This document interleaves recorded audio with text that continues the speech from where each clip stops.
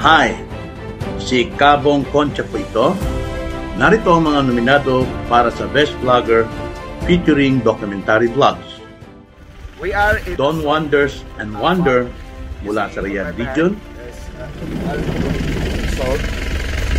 You know, just for the sake of curiosity, I am so curious if this is really a salt because all I know in my life, you know, in the places nearby the ocean.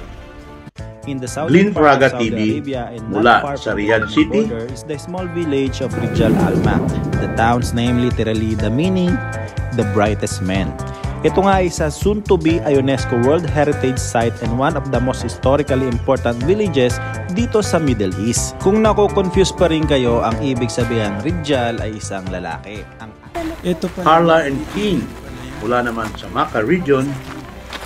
mga libingan. O tomb. Hindi na mga hari daw. Okay. Kasi yung Hegra pala ay and Madaing Sali, iisa lang pala yun. Maganda. Kahit Mainit, malamig yung... malamig yung Kuya Koy Production mula sa Eastern region. split track of Coreb. Samahan nyo ako. Akitin natin yung different angle to kasi pwede po tayong pumunta doon para pakita kasi yung different angle. Let's go.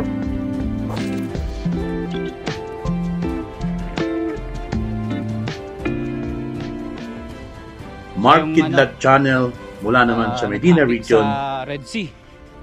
Yung sa dagat kasi dito ay sa Red Sea na.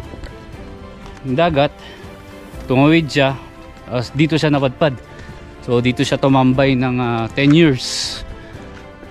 So napaka-historical nito mga idol kasi At si OFW Filipino vlogger mula sa Hail region. Last na pumunta tayo dito ay tuyong-tuyo pa.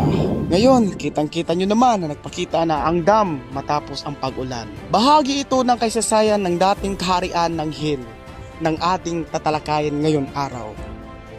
Tara, samahan nyo ako.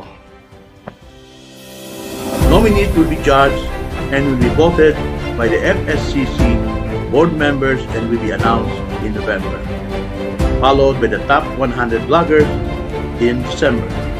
Ito po si Cabong Concha. Mabuhay po ang lahat ng Filipino vlogger sa Saudi Arabia.